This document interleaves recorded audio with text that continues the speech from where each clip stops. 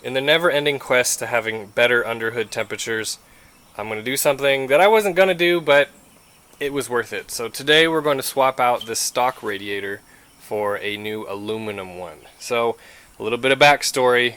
A long time ago when I had the engine rebuilt, I had this radiator redone.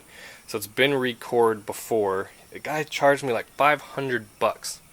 And honestly, I don't feel like he did that great of a job. So a couple things. His paint job is pretty awful.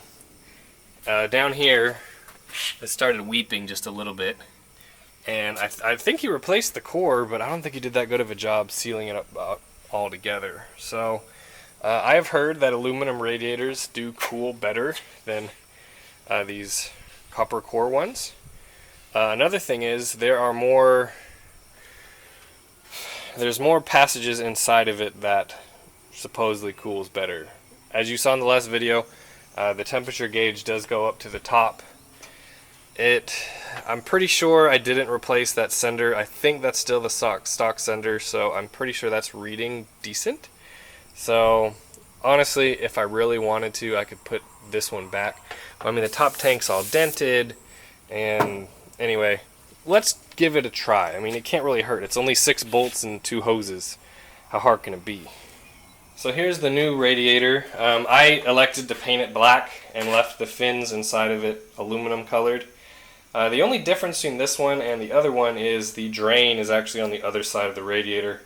I don't think that's going to make an issue, but it should basically drop right in and fit really, really well. I'm pretty sure the hose connections are at the same spot too, so let's put this in and see how it goes. Alright, got the old one out. It was pretty easy. I mean, it's 6 bolts and it comes right back up. The only thing is the fan has to be in a certain position for the bottom neck to clear. So here are the radiators side by side. They don't really fit in anything like on a Corvette. They just hang off these brackets on the side. So I'm going to put them back in the same way. This radiator, you can tell it's been leaking down there for a while. I don't know if that's just the drain or is it a bad recore or what, but I'll tell you what, this Made in China Champion just seems like it's better quality than what I paid this dude to do. I don't know. There's a gap between all the fins and the top of the tank. I don't know if that's normal, but I mean, I've had this radiator for 5 years. It works well, but it works like its OE is designed to do, which is have the car run at like 240, which I don't know why they had it run that hot, because there's no emissions back then. But anyway, we will put this new one in, and then I don't know if it'll be today. We'll drive it around. It's a little cool today. It's weird. We had a hurricane blow into Texas, and we're getting the residual of it, and it's like 89 today instead of 100 and something. So it's a good day to work outside, but we'll throw this radiator in and see how it goes. The other thing I wanted to show you is the little outlet that goes on the top of the radiator by the radiator cap pulled out when I tried to remove this hose, so that's fun. I don't know if that's from the dude who redid it or it's just aged or what, but I think this aluminum unit, even though it's not original and you know the old timers might get all cranky about it, I think it's going to work better.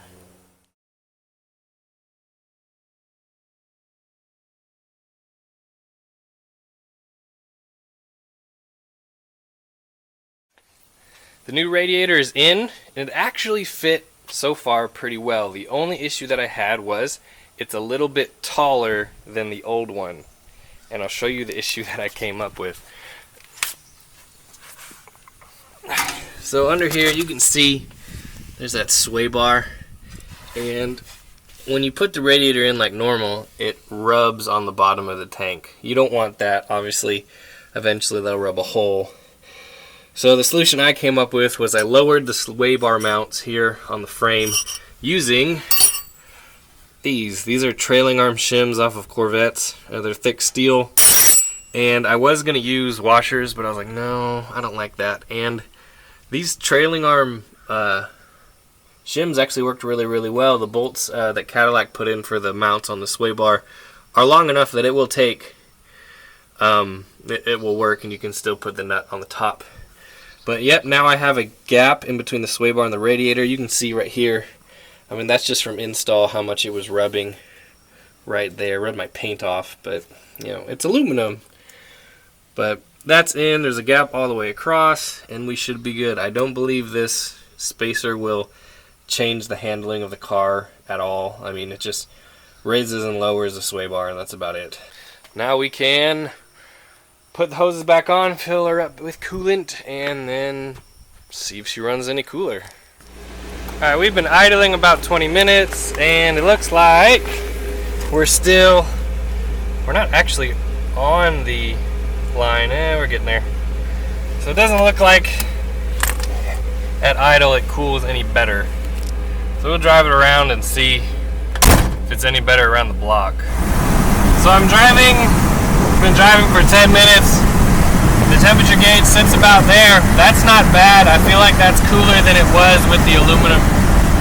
I feel like that's cooler than it was with the copper core radiator. So I think we made some improvement when it comes to the temperature while driving. Maybe not necessarily whilst idling, but I have a couple more tricks that I want to do in order to get that down while we're idling. So far I'm pleased with the aluminum radiator. I mean, it was a $200 radiator from Champion off of eBay.